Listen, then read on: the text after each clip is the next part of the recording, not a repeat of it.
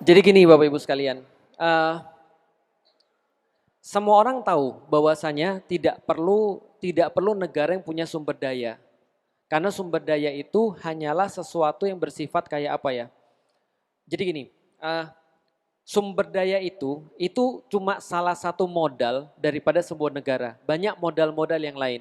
Ibarat kalau misalnya usaha itu yang menentukan bukan modalnya, bukan duit berapa yang kita punya, tapi seringkali yang menentukan adalah pengelolaan daripada usaha itu sendiri. Nah, kita bahas dulu yang pertama. Problematika di dalam sistem ekonomi kapitalis itu adalah ketika sistem ekonomi kapitalis ini dia tidak membatasi kepemilikan. Ini problemnya. Jadi ini belajar sistem ekonomi sekarang ya. Jadi sistem ekonomi itu, jadi gini, aku berusaha untuk menyederhanakan gini ya. Sistem ekonomi itu yang paling penting salah satunya adalah membahas apa yang boleh dimiliki sama apa yang nggak boleh dimiliki. Misal, ibu-ibu tahu komunis? Tahu, komunis artinya adalah komunal, artinya umum. Di dalam sistem komunis, seperti yang dulu pernah diterapkan misalnya di Soviet, misalnya sosialis komunis di Soviet ataupun di Cina. Tapi Cina nggak murni lagi komunis sebenarnya.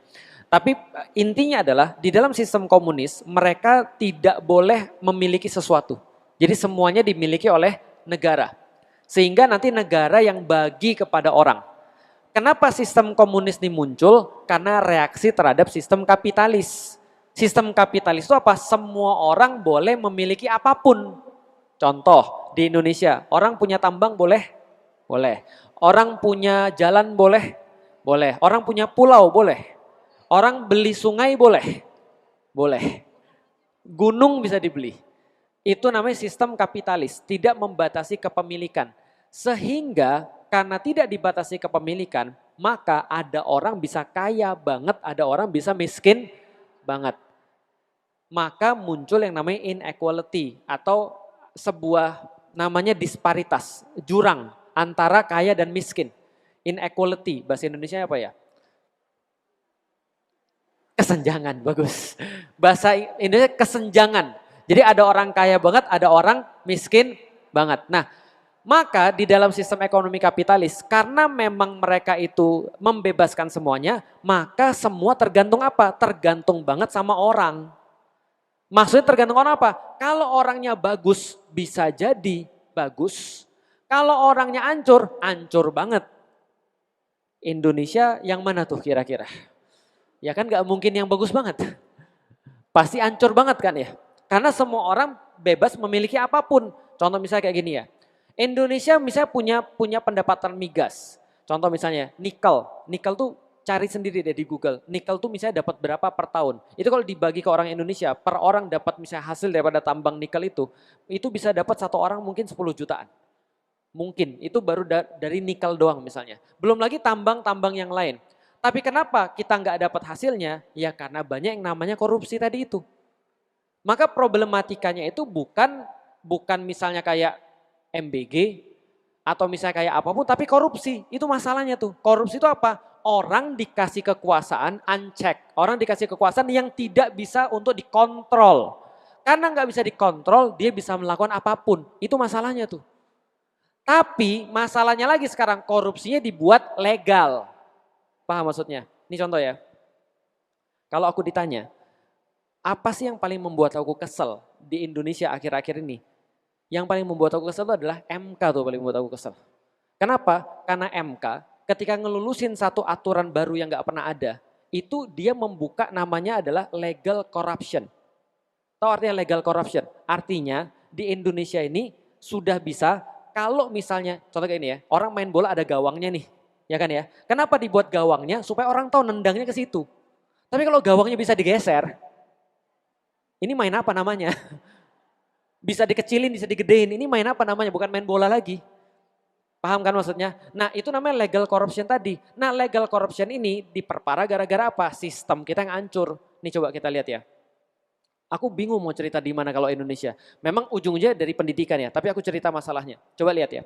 Menurut Bapak Ibu sekalian, orang-orang untuk jadi pemimpin itu harus punya modal atau tidak? Ada yang bilang enggak, berarti Anda bukan tinggal di Indonesia. Jelas ya? Nyetak kaos, lalu kemudian biaya untuk kampanye, lalu kemudian bayar orang. Ibu bapak sekalian, ada politisi terkenal yang ngomong ke kuping saya sendiri, Ustadz gak usah munafik lah Ustadz, gak mungkin menang tanpa ngasih orang uang. Itu ke kupingku sendiri tuh. Semua orang juga melakukannya kok Ustadz. Daripada diambil sama orang lebih jahat daripada kita, kan mending sama kita. Paham sampai di sini? Oke, berarti jadi pemimpin punya kos atau tidak? Punya kos, punya yang namanya biaya. Oh, itu bukan duit saya maju tanpa uang. Iya, tapi lu kan di belakangnya ada pengusaha. Pengusaha pasti ngasih uang. Pengusaha ngasih uang, sedekah? Enggak, itu namanya biaya investasi. Biaya investasi inilah yang harus dikembalikan kalau dia jadi. Maka sekarang, aku ngomong kemana-mana, mohon maaf nih ya. Jadi jangan setiap kali ada orang ngomong, lalu kemudian ngasih saran, itu dianggap gak suka. Justru karena kita suka, kita masih ngasih saran. Kalau kita udah gak suka, kita diemin aja. Nih lihat ya, Presiden Prabowo sekarang itu punya berapa menteri? Berapa menteri? Banyak, jawabannya sangat bagus. Kalau nggak salah 48. 48 menteri. Dan 56 wamen, wakil menteri. Loh, baru tahu. Ini kenapa pendidikan itu tidak dilakukan di Indonesia nih. Karena yang kayak gini-gini nih memang nggak dididik di Indonesia. Karena dianggap tabu, nggak boleh dibahas. Maka dan orang nggak banyak yang tahu ini adalah kabinet yang terbanyak sepanjang sejarah Indonesia. Paham sampai di sini? Kenapa banyak? Emang perlu diurusin sebanyak itu? Tidak jawabannya. Itu baru menteri dan wamennya, belum staf ahli menteri dan staf ahli wamen. Paham sampai di sini? Dan semuanya dapat fasilitas negara. Paham ya sampai di sini ya? Nah, kenapa harus sebanyak itu? Karena yang dukung banyak. Itu koalisi itu punya harga. Duitnya dari mana? Konsesi namanya. Jadi misalnya nih, ini terjadinya di negeri Wakanda. Bukan Indonesia ya. Kalau Indonesia baik-baik aja sih. Pemimpinnya bilang begini, aku mau jadi pemimpin, aku mau jadi presiden. Tapi aku nggak punya uang. Tapi kalau kamu mau modalin aku, nanti aku akan balas dengan ngasih konsesi. Ngasih izin tambang, ngasih izin hutan, ngasih izin MBG, ngasih izin segala macam. Proyek dan segala macamnya. Paham sampai di sini? Nah, dari situlah mereka dapat. Oke, pemilihan umum di Indonesia berapa tahun sekali? 5 tahun sekali. Bayangin ya, 5 tahun sekali. Makanya ada orang guyon begini, 2 tahun untuk balikin yang sudah dikeluarin kemarin. 1 tahun untuk kerja, kalau kerja. 2 tahun lagi untuk nyari modal untuk pemilihan berikutnya. Paham sampai di sini? Nah, ini yang sekarang terjadi nih. Maka kalau kita lihat potensi pendapatan Indonesia dan korupsinya, itu ngeri banget. Itu korupsi yang ketahuan, belum legal corruption. Korupsi yang legal, contoh MBG. Itu Bapak Ibu tahu dapur-dapurnya dimiliki oleh siapa? Bukan Felix yang ngomong loh. Berita sudah banyak coba lihat. Yang milikin siapa? Anggota DPR, anggota-anggota pejabat-pejabat. Dan mereka bilang, lah kami kan gak ikut di situ. Tapi duit lu di situ, itu namanya konflik kepentingan. Di dalam Islam udah jelas, kalau ada seorang pejabat digaji, mengambil selain itu, maka itu adalah sud. Maka itu adalah haram, tempatnya di neraka. Jelas. Gak lagi pakai. Problemnya adalah sekarang menteri bisa rangkap jabatan. Aduh, ustadz rangkap jabatannya stres tau gak? Tapi kan gak bisa enggak kan, harus rangkap jabatan kan. Coba ustadz ngisi misalnya, kalau misalnya minta bayaran, masalah kan. Maka aku gak mau jadi ustadz yang minta bayaran ketika ngisi. Aku harus punya rangkap jabatan.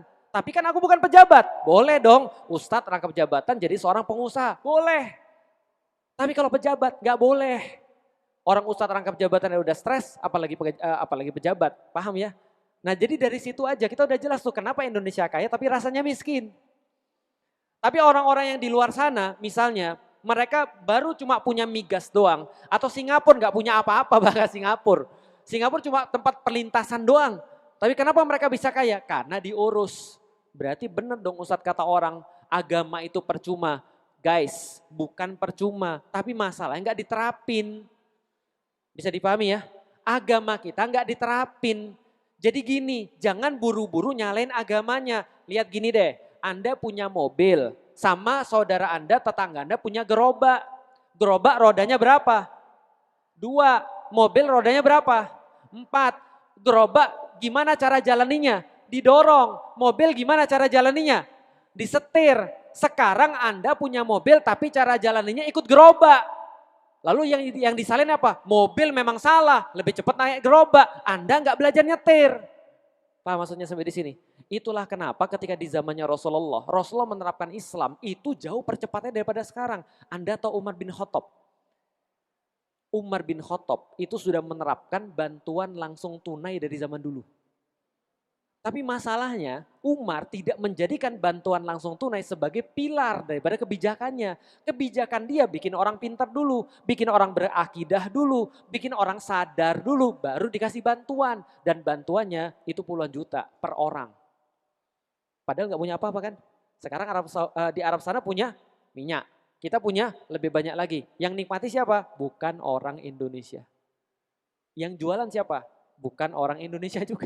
Tapi pejabat-pejabatnya. Jelas ya, jadi kalau kita bahas itu sudah jadi rahasia umum, kita nggak bisa ngelola sesuatu. Kita nggak bisa ngelola sesuatu. Jangankan ngelola satu negara. Anda yakin pejabat-pejabat itu bisa ngelola bahkan cuma perusahaan aja? Perusahaannya nggak bisa dikelola kok. Anda tahu Garuda Indonesia? Tahu Garuda Indonesia? Pernah naik Garuda Indonesia? Belum. Wah, sayang sekali. Bayangin ya, Garuda Indonesia itu Garuda Indonesia, bukan Garuda Luwiliang, jelas ya. Berarti mewakili siapa? Indonesia. Garuda Indonesia adalah maskapai penerbangan punyanya Indonesia. Dia sudah semi monopoli. Semi monopoli artinya adalah dia diutamakan daripada yang lain. Dia pakai duit negara, semi monopoli dan segala macam, tapi rugi. Ruginya parah. Sampai tiketnya mahal, tahu nggak kenapa? Karena udah mau ditutup. Karena sekarang pemerintah ketika ngelanjutin Garuda keluarin duit terus.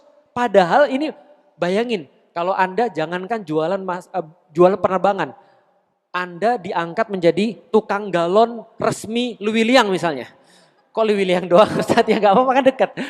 Itu aja Anda sudah bisa punya apa gitu maksudnya. Cuma tukang galon doang resmi Luwiliang. Paham maksudnya di sini? Berarti kan kita gak bisa ngatur kan. Nah kok bisa ada orang yang gak terbukti bisa ngatur perusahaan aja. Lalu mulai ngatur yang lain. Gitu maksudnya. Nah ini, tapi balik lagi kan kita udah bahas. Yang dipilih sekarang bukan keahlian, tapi yang dipilih adalah siapa yang dulu koalisi itu yang ditempatkan. MBG, sekarang mau nanya. IPB, karena aku lulusan IPB, alhamdulillah. Dulu seingatku di IPB, di Fakultas Pertanian, sekarang sudah jadi satu fakultas sendiri katanya. Ada yang namanya GMSK, Gizi Masyarakat dan Sumber Daya Keluarga. Ada GMSK, banyak lulusannya GMSK itu. Tapi pertanyaan sederhana, itu Badan Gizi Nasional itu ketuanya emang ahli gizi? Coba, aku nggak habis pikir sih terus, serius. Aku nggak habis pikir sih. Juru bicaranya terus emang ahli gizi gitu. Terus orang bilang, Ustadz ngomong kayak gitu, nggak lihat wapresnya. Oh ya sorry, ini wapres Wakanda bukan wapres Indonesia. Paham gak sih maksudnya? Ya jadi kalau kita mau ngomong ya, masalah, kita bisa seharian sih ngomong masalah. Tapi kita ngomong solusi aja ya. Ngaji dulu aja deh. Ayo mengkaji Islam dulu, waras dulu. Ingat bahwa agama ini bukan ritual, agama ini adalah buat kita tuh waras dulu. Kita ngerti jadi orang manusia tuh kayak apa. Kita ngerti tahu diri tuh kayak apa, itu tuh agama tuh. Ngerti tahu diri, kalau nggak mampu jangan mau. Kalau nggak bisa serahkan sama yang lain. Hidup bukan cuma di dunia. Nah, itu dulu tuh belajar tuh. Kalau itu udah beres, kita ada kemungkinan beres ke depan. Jadi jangan salin Islamnya, justru pelajari Islamnya. Karena kita ini kayak orang yang naik mobil tapi bukan disetir, tapi malah didorong. Kira-kira gitu. Silahkan kalau ada yang lain. Baik, terima kasih. Inilah pertanyaan yang paling sulit dijawab menurutku ya. Karena kenapa? Teman-teman sudah tahu bahwasanya ketika aku masuk Islam, aku punya satu permintaan pada Allah yang kalau andaikan Allah kabulkan, itu aku udah merasa cukup banget lah. Permintaan apa itu? Persatuan di dalam Islam. Itu udah aku obrolin dari awal sampai dengan sekarang. Kenapa itu menjadi permintaanku yang paling aku mau untuk dikabulkan sama Allah? Karena belum terjadi. Karena belum ada. Di antara yang lain-lain, kita sebelum berbicara tentang pemimpin kaum muslimin yang mereka bersatu, ataupun mereka bisa berbicara influencer-influencer yang bersatu. Sebelum itu semua, yang seharusnya bersatu itu para guru. Sebelum semuanya itu harus bersatu adalah para ulama. Kenapa? Karena mereka yang punya ilmu. Dan ini udah pernah kita bahas. Ketika kita bahas tentang, ingat gak aku ngasih sebuah peribahasa orang Arab. Jadi bukan peribahasa orang Arab ding, tapi sebuah perkataan ulama. Jadi ada satu perkataan ulama, al ilmu rohmun baina ahli. Sebuah ilmu itu adalah harusnya menjadi pengikat atau menjadi sebuah kasih sayang di antara para yang punya. Artinya kalau kita mau ngarep pemimpin-pemimpin bersatu, kalau kita mau ngarep orang-orang umat bersatu, yang pertama kali mencontohkan siapa? Ulamanya atau para guru-gurunya. Sayangnya sampai sekarang kita belum melihat itu kejadian. Di Indonesia setauku yang terakhir persatuan itu terjadi Masyumi. Setauku kalau misalnya mau baca sejarah ya. Jadi dulu ada satu grup namanya Majelis Syuro Muslimin Indonesia. Di situ kaum muslimin semua gabung jadi satu. Dan akhirnya berhasil dipecah belah. Dipecah belah muncul yang sekarang kita tahu. Organisasi-organisasi kita tahu itu awalnya semuanya satu koordinasi. Nah pertanyaannya, kenapa bisa orang-orang yang berilmu ini dipecah belah misalnya, atau sampai sekarang belum untuk menjadi satu, atau setidaknya belum kita lihat kekuatannya. Mungkin para guru-guru yang lain bilang, kami sudah kok. Iya, aku juga melakukan itu dan kita berusaha untuk bisa menggabungkan diri dengan satu sama lain. Tapi belum dilihat ada kekuatan. Nah problemnya kenapa? Berarti yang dipakai bukan ilmu, tapi masih ego. Karena kalau ilmu harusnya dia menjadi pengikat di antara semuanya. Nah ego ini seperti apa? Misal, karena gua lebih dulu daripada elu, harusnya lu yang nurut sama gua. Ada nggak yang kayak gitu? Ada. Karena gua memang lu lebih dulu sih, tapi gua yang paling banyak. Harusnya lu ikut sama gua. Paham sampai di sini? Nah ini ego. Jadi yang dipakai bukan agama, tapi ego. Problemnya di titik itu tuh. Oke deh, gini deh Ustadz. Ya udah deh Ustadz, coba dengan yang muda-muda dulu. Sama juga, orang muda, orang tua ada egonya. Hati-hati sama orang ini. Hati-hati sama orang itu dan segala macam. Akhirnya yang dilihat bukan lagi Allah, balik lagi. Tapi yang dilihat adalah kedudukan, kita punya apa, kamu punya apa. Dan ingat hadis Rasulullah, yang pertama kali hilang di muka bumi ini ketika Allah mau ngancurin satu umat adalah ilmu dengan wafatnya para ulama. Akhirnya kalau ilmu tidak dijadikan sebagai pemutus, maka semuanya pasti akan hancur. Ini problematika sekarang. Jadi jawabannya belum ada. Koordinasi-koordinasi kecil selalu dilakukan. Aku ngobrol dengan Ustadz Hussein, aku ngobrol dengan Amar Risalah, aku ngobrol dengan setiap orang-orang yang mereka aktivis-aktivis pro Palestina. Kita ngumpul kemarin sama Ayahanda Bahtiar Nasir, sama-sama memberangkatkan sumut flotila dan seterusnya. Ya cuman itu nggak cukup. Karena kekuatan kita harusnya lebih besar daripada itu. Kan gitu kan ya. Artinya nggak cukup cuma segelintir orang. Bayangin sumut flotila kemarin, Indonesia berapa kapal? Indonesia 7 kapal yang berangkat 5. Malaysia berapa? 20. Malaysia 16 atau 20, aku lupa. Pertanyaannya, Indonesia sama Malaysia berapa kali lipat banyaknya orangnya? Bukan banding-bandingin, iya kita sama-sama muslim, tapi mbok ya tahu diri gitu maksudnya. Kita tuh lebih senior dalam tanda kutip, artinya kita harus mencontohkan lebih baik kan harusnya kan. Bukan senior lantas kita ya udahlah yang junior aja dulu. Gitu enggak gitu kan. Malaysia punya kapal lebih banyak daripada kita, menginisiasi lebih banyak daripada kita. Aku juga malu ketika pas aku datang ke sana, kenapa yang inisiasi orang Malaysia ya? Bukan karena ego, tapi karena malu.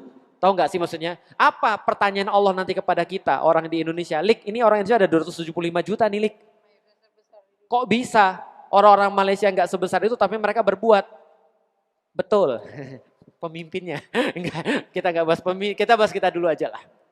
Makanya kan kemarin ini sekedar curhat dikit ya.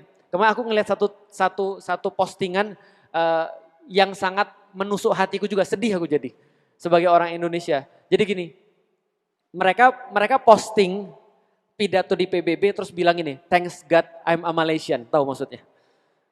Makasih kepada Tuhan aku adalah orang Malaysia. Karena dia nggak harus nanggung malunya menjadi orang Indonesia. Ya tapi balik lagi, itu iri yang positif itu bagus. Nah kita mencoba untuk itu, tapi kekuatannya belum cukup. Dan itu menjadi PR daripada para guru, termasuk aku. Dan aku udah bilang, semua yang terjadi sekarang, yang paling bertanggung jawab siapa? Para guru, ulama. Dari awal aku udah ngomong itu. Maka doaku yang paling aku minta pada Allah adalah persatuan umat muslim. Dan persatuan umat muslim itu pasti diawali oleh persatuan orang-orang yang punya ilmu. Itu sih, doain. Mudah-mudahan para guru kita dikasih kesehatan, dikasih kelembutan hati, dikasih terus kemudian keinginan untuk melihat lebih jauh. Melihat bahwa umat ini lebih penting daripada dakwah kita masing-masing. Felix Xiao paling hidup berapa lama? 60, 70 tahun, aku juga gak mau hidup lama-lama, serius. Artinya apa? Setiap ulama, setiap guru itu hidup gak lama. Tapi umat muslim ini adalah sebuah entitas yang akan hidup sampai kapanpun. Artinya untuk bisa mengambil dan menyambut kebangkitan umat, itu memang harus ada ulama-ulama yang tidak punya kepentingan selain daripada kepentingan Islam. Doain, aku berusaha untuk itu walaupun jauh daripada sempurna. Dan aku yakin masih banyak ulama-ulama yang ikhlas. Kita mencoba untuk bisa mengadakan persatuan itu. Tapi sampai sekarang mungkin kita masih belum lulus dari bab niat. Ya berarti memang niatnya harus dibenerin dulu. Nah lalu kalau gitu apa yang bisa jamaah lakukan? Enggak ada. Enggak ada. Karena ini bukan tugasnya jamaah. Ini tugasnya para gurunya. Ya mungkin bisa dilakukan cuma doain aja. Kira-kira gitu ya. Silahkan kalau ada yang lain. Berat juga ya Pak Ustadz. Jadi Banget. Masya Allah, karena dukungan support dari pemimpinnya, Masya Allah. Yang paling buat aku stres itu adalah hal itu sebenarnya. Jadi ya mungkin ketika jamaah melihat Palestina terjajah sampai dengan sekarang, pertanyaan kan selalu sama kan, kok bisa? Kok bisa? Kita kan muslim yang paling muslim kan adalah orang yang paling banyak, negaranya ada 50, kok bisa begini? Kok bisa nggak ada yang ngobrol? Itu kan pertanyaannya jamaah kan. Kalau pertanyaan gue adalah apa? Kok bisa nih orang-orang yang berilmu tapi tidak melakukan sesuai dengan ilmunya? Paham gak sih maksudnya? Ya mungkin kan ada sesuatu yang lain pertimbangan tadi. Ada yang pertimbangannya kami paling banyak, ada yang pertimbangannya kami lebih tua, ada yang pertimbangannya kamu yang perlu aku, ada yang pertimbangannya segala macam. Yang mungkin di hadapan Allah itu sia-sia. Maksudnya ada nggak sih di dalam Al-Quran kita terus kemudian dibilang sama terus kemudian Allah atau Rasul ya. Nanti yang paling mulia di antara kalian adalah yang paling banyak followersnya gitu. Nggak ada kan? Tidak. Atau yang paling tua berdirinya gitu. Tidak ada. Atau misalnya yang paling banyak anggotanya gitu. Enggak kan? Tapi yang dipertimbangkan apa? Ahsanu amalan. Yaitu adalah amal yang paling baik, yang sesuai dengan ilmu. Kan gitu. Ya silakan kalau ada yang lain. Jadi wajar Pak Ustadz, kalau kita itu pengetahuan edukasi tentang Baitul Maqdisnya ya seperti ini. Iya, aku sedih sih. Karena hanya bisa didapat di majelis, di tempat-tempat yang betul. Tidak ada di tempat yang resmi begitu. Mau tahu cerita nggak? Jadi kemarin kita baru didatengin ada seseorang ikut kajian kita tentang Baitul Maqdis.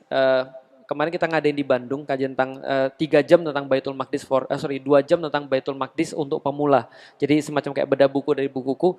Itu ada beberapa orang-orang yang mereka itu dalam tanda kutip belajar Islamnya sudah benar-benar dari SD sampai kuliah, sampai S2, S3 dan mereka bilang baru sekali ini mereka dapat materi tentang Baitul Maqdis seperti ini. Ya, aku merasa wajar sih. Ya karena aku secara pribadi aja ya. Aku seorang pembelajar yang mungkin lumayan akut pembelajarannya. Cuman ya aku juga baru ngerti Baitul Maqdis dari tahun 2009. Maksudnya baru ngerti, oh karena memang jarang banget dibahas. Sehingga kita tuh kayak merasa nggak terkoneksi dengan Baitul Maqdis. Beda dengan Ka'bah, itu beda banget. Karena kita kan setiap hari dalam tanda kutip dikasih tahu itu kiblat kita, gitu maksudnya. Haji itu udah kayak apa ya? Ya memang wajib sih, cuman kayak ya memang harus sih. Gimana ya? Ya memenuhi kepala kita, nggak seperti Baitul Maqdis gitu maksudnya. Nggak seperti perjuangan-perjuangan yang sekarang kita tahu. Jadi ya akhirnya menjadi muslim cuma sekedar menjadi muslim tapi tidak mengerti seperti apa yang Rasul lakukan dalam rangka ketika beliau masih hidup untuk pembebasan Baitul Maqdis itu.